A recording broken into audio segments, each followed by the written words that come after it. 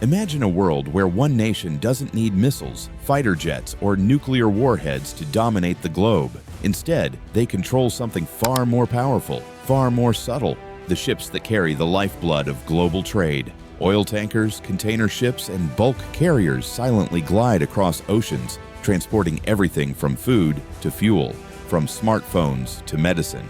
Now imagine one country controlling most of these vessels, one nation building not only the ships, but the containers they carry, the ports they dock in, and the rules they follow. That country is China. Welcome to Future Structure, where we uncover the boldest transformations shaping our world. Today, we take you deep into one of the quietest yet most consequential power shifts of our time: China's silent maritime takeover. This isn't just about shipbuilding. This is about reshaping the balance of global power, one vessel at a time.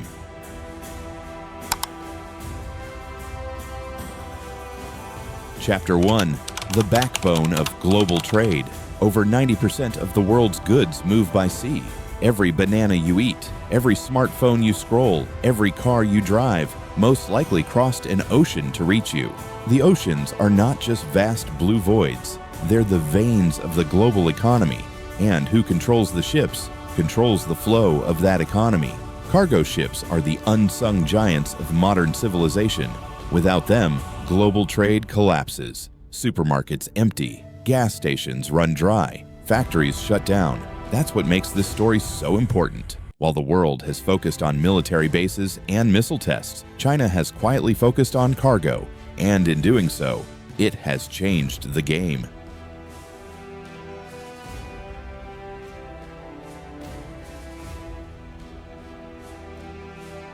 Chapter 2.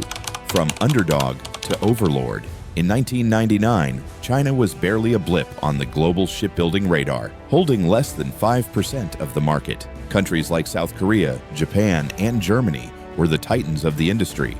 The United States, once a shipbuilding powerhouse during World War II, had long since faded into irrelevance. But China had a plan, a long, calculated, state-backed plan.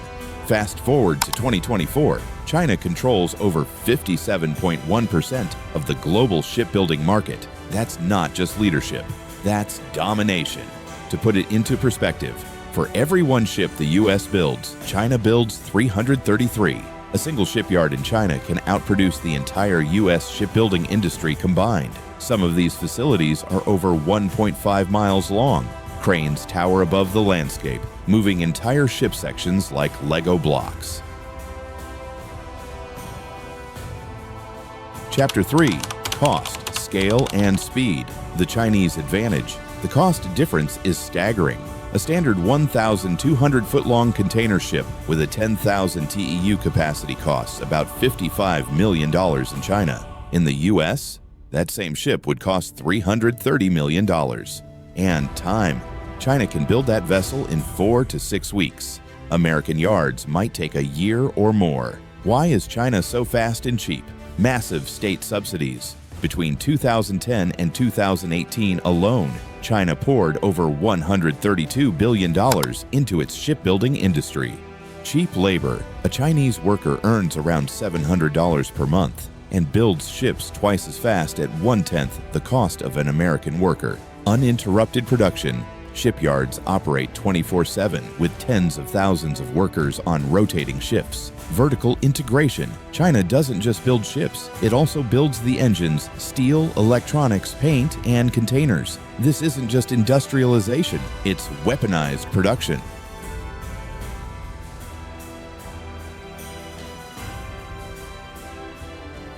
Chapter 4.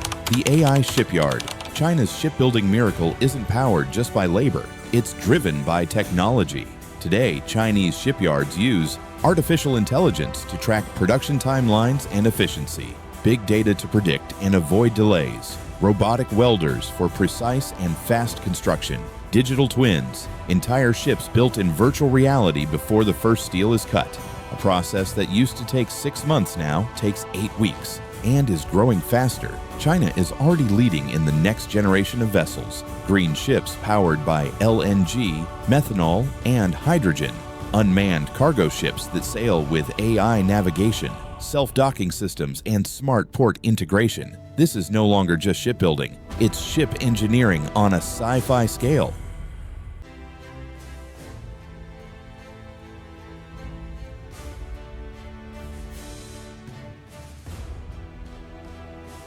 Chapter 5. Controlling more than just ships. Let's say your cargo isn't on a Chinese ship.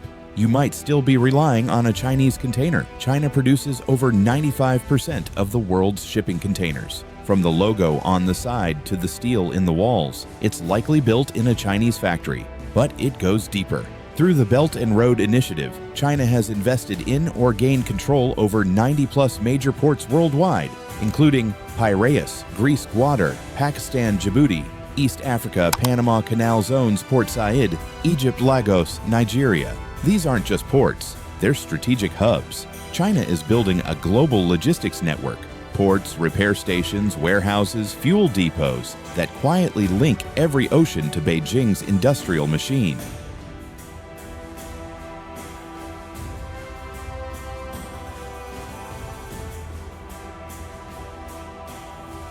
Chapter 6. Western Dependence and Complicity. Here's the twist. It's not just China using these ships. It's the West too. The biggest global shipping companies, Maersk, CMA, CGM, MSC, all buy their vessels from China. Why? Because China is cheaper, faster, and more advanced. Even US allies are feeding China's dominance because global business is about cost and speed, not ideology. The result? Even ships under non-Chinese flags are built by Chinese workers in Chinese shipyards using Chinese steel and launched from Chinese ports.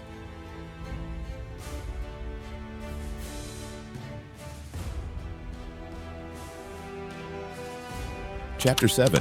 America's Fall from the Seas. During World War II, the U.S. was the shipbuilding king, producing 2,700 Liberty ships in 4 years. Today, the U.S. has fewer than 200 commercial ocean-going vessels. Most operate only in domestic waters. Between 2020 and 2022, America built just 12 ships. What happened?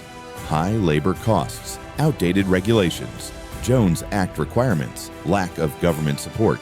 The Jones Act, originally meant to protect U.S. maritime security, now inflates cost and stifles competition. And tariffs. Rather than protect the U.S. shipbuilding industry, they just made shipping more expensive for everyone.